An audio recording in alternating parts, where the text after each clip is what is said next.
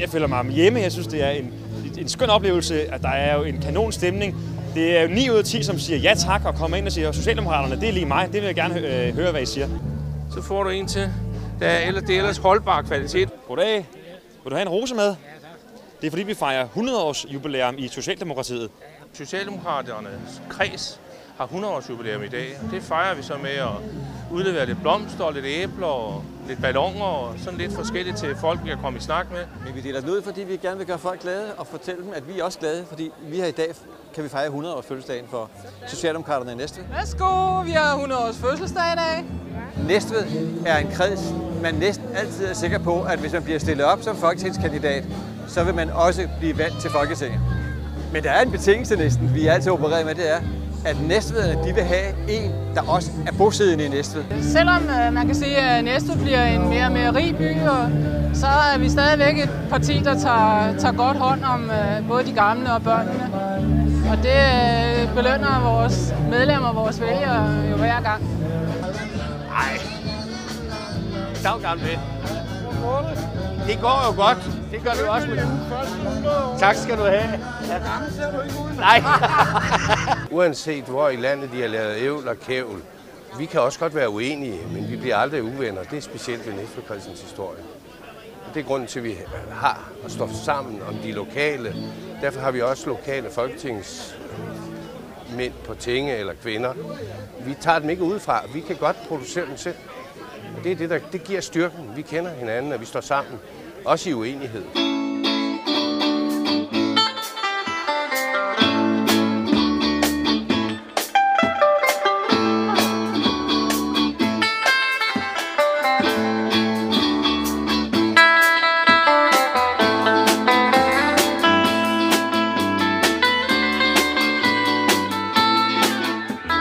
De ting, folk går op i, det er jo sådan noget som ældrepasning, om børnepasning og om trafiksituationen. Og det er sådan nogle ting, som vi har gode svar på. Derfor synes jeg, det er altid at få en small talk om, hvordan går det med familien, hvordan går det, hvad går dejligt vejr, og i øvrigt, den der møgregering, lad os med den.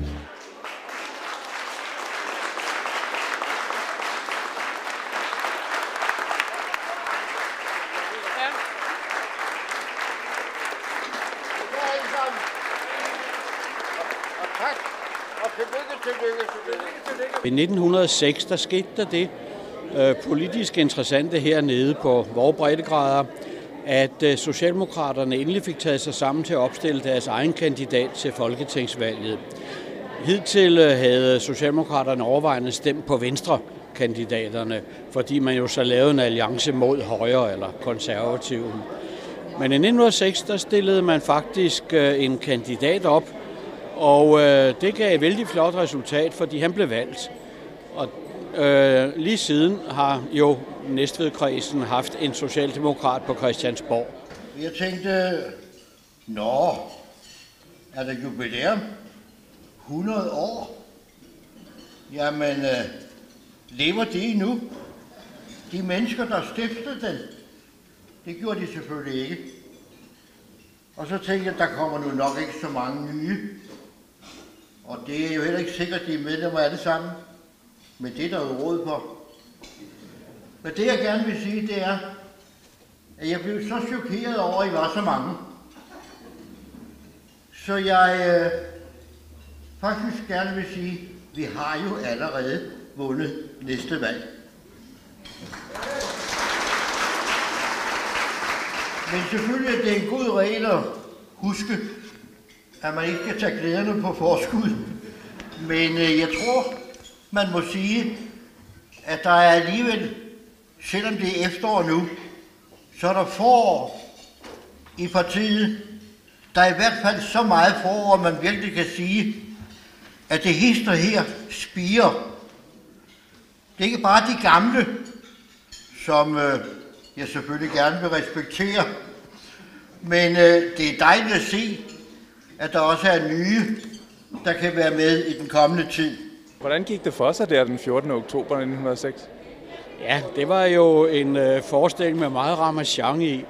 Og jeg må jo desværre indrømme, at i de historiske kilder, vi har bevaret, der er det mine partifæller, der bliver hængt ud for at være dem, der var specielt uopdragende.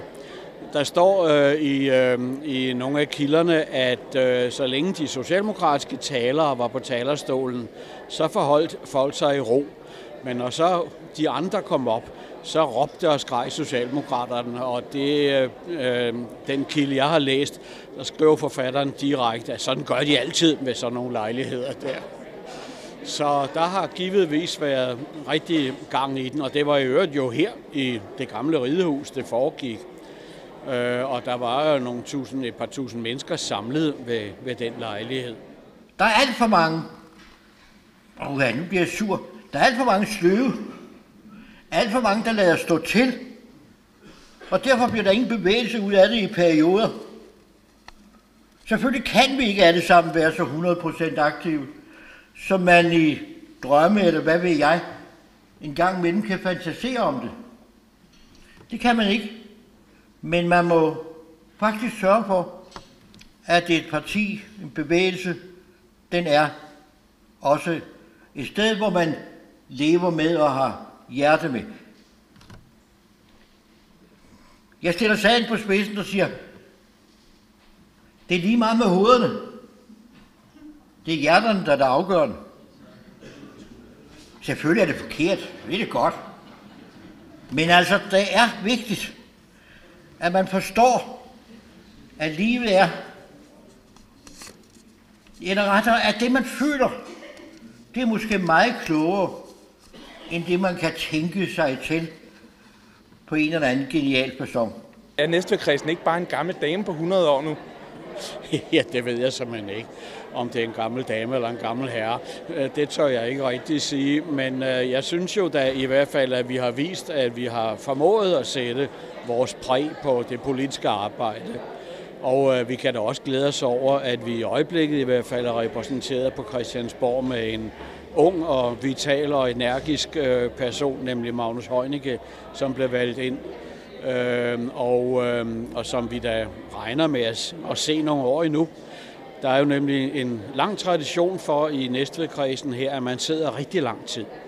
Vi har faktisk siden 1906 kun haft i alt 5 folk på tinge.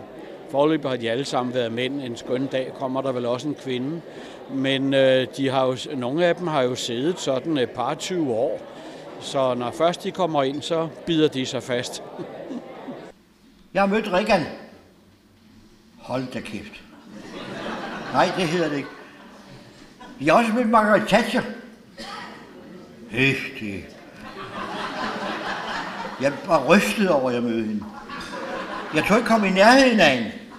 Så smækkede hun laktasken op på bordet. Nu skal du høre her, mine lille venner. Så fik man en ordentlig omgang. Men den største mand, jeg har mødt, det er ham, der gerne vil afbryde mig nu. Jeg forstår det godt. Og nu var sagen selvfølgelig anderledes for 100 år siden. Der var Socialdemokratiet ret, hvad skal vi kalde det, nystartet. Og det kom jo frem, blev jo politisk skabt, kan man sige, i forbindelse med de store omvæltninger, der var i samfundet, hvor arbejderklassen, lønarbejderne lige pludselig også ville være med ved fadet, og hvor der så skete altså en forskydning i hele samfundet. Men om vi stadigvæk kan fastholde den position i dag, det er jo så en anden sag, fordi det er da klart, at det er andre krav, der stilles i dag til et moderne parti. Men vi gør, hvad vi kan for at hænge med på vognen. Nej, vi skal holde fast ved. Selvfølgelig, fordi det er det rigtige. Og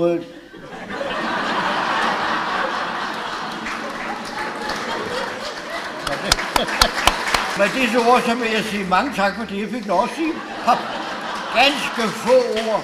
Tak til jer.